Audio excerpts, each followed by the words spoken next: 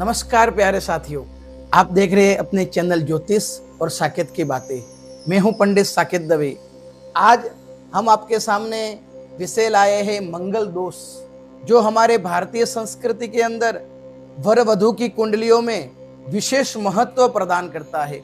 और ऐसी प्राचीन कुंडलियों में लगभग हम हमारी संस्कृति के अंदर इस मंगल दोष को जानते ही है। तो विभिन्नता क्या, आज हम क्या विषय नया लेकर आए। तो नूतन विषय सज्जनों ये है कि हम मंगल दोष को तो जानते हैं, मंगल दोष को शास्त्रोक्त नहीं जानते। मंगल दोष क्या है, तो आज हम आपको शास्त्रोक्त मंगल दोष, मांगलिक कुंडली कैसे बनती है। और मांगलिक कुंडली बनती तो है, लेकिन मांगलिक कुंडली बनने के बाद वो खंडित भी होती है।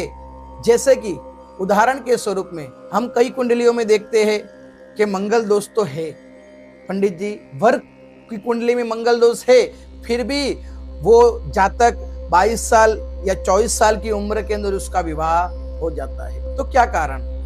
तो सज्जनों, कारण यही है कि उनकी कुंडली में मंगल दोष आपने देखा तो है, लेकिन मंगल दोष है नहीं। यही चीज हम आपको आज यहाँ पर समझाने जा रहे हैं। तो सज्जनों, आइए हमारे साथ बने रहे। हमारे चैनल आपको अच्छा लगे तो सब्सक्राइब भी कीजिएगा, उसको लाइक भी कीजिएगा और शेयर भी करते रहिएगा। आइए, ये हमने जो कुंडली बनाई है, ये काल पुरुष की कुंडली बनाई है। जो नॉर्मली कुंडली हमने रखी है आपको, और ये जो ग्रह रखे हैं आपको उदाहरण के स्वरूप आपको जानने के लिए रखे हैं। तो सज्जनों, हम मंगल कुंडली कैसे मानते हैं, पहले तो हम आपको बता दें कि लगभग हमारे पंडित जी के पास हम जाते हैं, या फिर बहुत पुराने यजमान वो भी जानते हैं सब, क्योंकि मंगल दोष कैसे होता है। तो हमारे अनुसार, हमारा तरीका, अगर आपका तरीके से हम मंगल दोष जाने, तो आप मंगल दोष कैसे जानते हैं?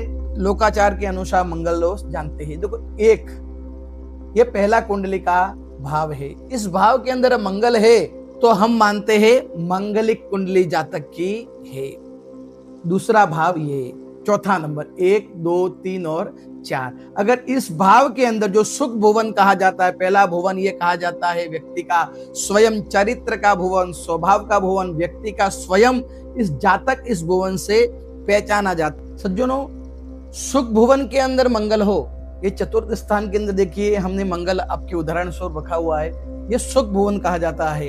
इस भुवन के अंदर मंगल हो तो हम लोकाचार के अनुसार उसको मंगलिक कुंडली मानते हैं। अब एक मंगल हो गया, ये दूसरा हो गया, पहला दूसरा 1, 4, उसके बाद सीधा आ गया 7वां स्थान। इस स्थान के अंदर भी मंगल हो तो हम उसको मांगलिक कुंडली मानते हैं। ये सप्तम स्थान जो है, ये दाम्पत्य जीवन का महत्व का स्थान है। जिस स्थान के लिए हम कुंडली के अंदर मंगल दोष देखते हैं, मांगलिक कुंडली देखते हैं, वही ये स्थान है मित्रों, जो वैवाहिक जीवन को बनाता है और वैवाहिक जीवन को उजाड़ता भी यही स्थान है। इस स्थान के अंदर मंगल हो तो हम उसको मांगलिक कुंडली मानते हैं। चौथा स्थान, ये स्थान आयुष्य स्थान, इस स्थान के अंदर भी मंगल पड़ा हुआ हो तो हम जातक की कुंडली को मांगलिक कुंडली मानते हैं। और उसके बाद में ये वाला स्थान जो हम रखना भूल गए, इस स्थान के अंदर भी मंगल हो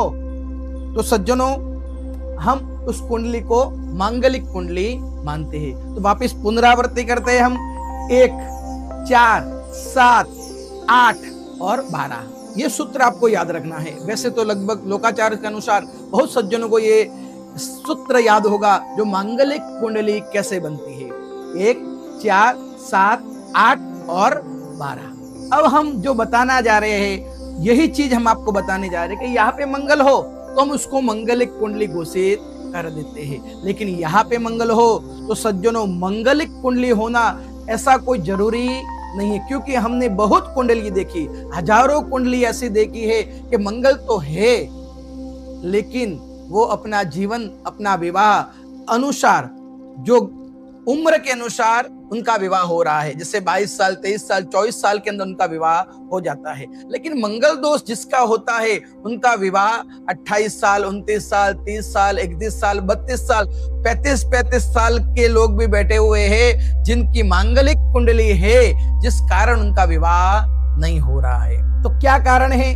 कि जिस कारण से मंगल दोष बनता है, और बनता ही है, लेकिन इन स्थानों के अंदर मंगल हो तो वो मांगलिक नहीं गिना जाता। क्योंकि मैं जो आपको बताने जा रहा हूं वो मंगल मांगलिक कुंडली कैसे बनती है ये बताने जा रहा हूं। और मांगलिक कुंडली बनने के पश्चात वो खंडित कैसे होती है। मंगल तो बनता है 1 4 7 8 12 में मंगल तो है, मंगल बन तो गया, लेकिन वो मंगल खंडित भी होता है। अब खंडित कैसे होता है मांगलिक कुंडली, हम आपको ये बताने जा रहे हैं। अब देखिए, ये काल पुरुष की कुंडली में मेष का मंगल है। मेष का मंगल स्वराशि, कोई भी ग्रह अपने घर के अंदर कभी दोष पैदा नहीं करता। मेष राशि का मंगल जो होता है वो स्वराशि का होता है। स्वयं मंगल अपने घर में बैठा हुआ होता है। जो मंगल घर में बैठा हुआ होता है, मेष राशि का होता है, वो उच्च का होता है, वो मंगल मांगलिक दोष उत्पन्न नहीं करता, वो खंडित करता है। अगर यहाँ पे आपकी कुंडली में मंगल है तो मांगलिक कुंडली नहीं है मित्रों। उसके बाद में हम आते हैं यहाँ पे, देखिए 4 नंबर लिखा हुआ है, बराबर। 4 नंबर मतलब कर्क का मंगल, और कर्क का मंगल नीच का होता है। और जब कोई भी ग्रह नीच तत्व का है, उसके अंदर तत्व ही नीच के है, तो वो मांगलिक कुंडली नहीं मानी जाएगी। अगर आपकी कुंडली मंगल कर्क का है तो मांगलिक कुंडली नहीं है। आगे हम बढ़ते हैं। देखिए, सूर्य और मंगल हम आपको बताने के लिए उदाहरण स्वरूप रखा है। अगर मंगल सूर्य के साथ में है, कोई भी ग्रह सज्जनों अगर सूर्य के धारा में आ जाता है, सूर्य के पास में आ जाता है, तो वो ग्रह अस्त हो जाता है। अगर मंगल अस्त हो चुका है तो फिर मांगलिक कुंडली कैसी। तो यहाँ पे मंगल अगर सूर्य के साथ में है तो अस्त हो गया है, तो मांगलिक कुंडली गिनी जाएगी नहीं। तो ये तीसरा सूत्र हुआ, अगर सूर्य और मंगल साथ में है तो मांगलिक कुंडली खंडित हो गई, लेकिन मंगल सूर्य से अस्त होना चाहिए। आगे बढ़ते हैं। मंगल यहाँ पे 8 नंबर के ऊपर लिखा हुआ जो मंगल है वो वृश्चिक राशि का है। वृश्चिक राशि का भी मंगल मेष राशि की तरह स्वराशि का होता है। स्वराशि अर्थात अपने ही घर में मंगल महाराज विराजित है। जब अपने ही घर में मंगल विराजित है तो फिर मंगल दोष कैसा, यहाँ पे भी मंगल दोष खंडित होता है। तो आपकी कुंडली यहाँ पर अगर मंगल है तो मांगलिक गिनी जाएगी नहीं। आगे बढ़ते हैं मित्रों। ये मंगल देखिए 12वें स्थान के अंदर मंगल है, और 12वें से हम गिनते जाए तो सूर्य, जैसे कि हम यहां से सूर्य मिटा देते हैं, अगर यहाँ पे मंगल है और यहाँ से 8वें स्थान में सूर्य है, जैसे कि गिनते देखिए गिना कैसे जाता है। यहाँ पे मंगल महाराज विराजित है, 1 2 3 4 5 6 7 और 8। देखिए सूर्य महाराज यहाँ पे विराजित है। यहाँ से गिने तो मंगल से षडाष्टक सूर्य होता है, ये सूत्र षडाष्टक गिना जाता है।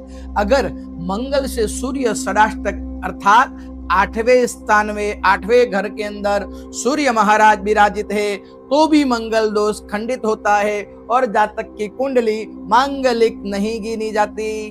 तो मित्रों हमने ये सब देखा। देखिए यहाँ पे भी अगर मंगल हो तो मांगलिक कुंडली नहीं है।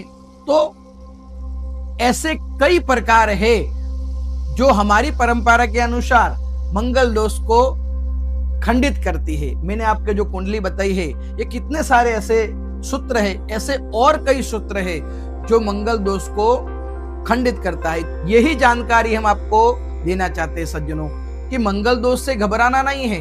कई बार हम देखते हैं मंगल दोष सबसे पहले तो क्या करता है। अगर आपकी कुंडली मंगल है, मांगलिक है, पंडित जी महाराज कोई आपको बता रहे कि हमारी कुंडली मांगलिक है आपकी, तो मांगलिक कुंडली वैवाहिक जीवन में खंडन प्रदान करती है। अगर आपकी कुंडली मांगलिक है संपूर्ण रूप से तो वैवाहिक जीवन आपका खंडन करती है, वैवाहिक जीवन में विघ्न उत्पन्न करता है, वैवाहिक जीवन के अंदर पुत्र की समस्या प्रदान करता है, वैवाहिक जीवन के अंदर कई प्रकार के कुछ अड़चने प्रदान करता है। जैसे कि मंगल हो तो विवाह की बात तो चलती है और चलते चलते अटक जाती है।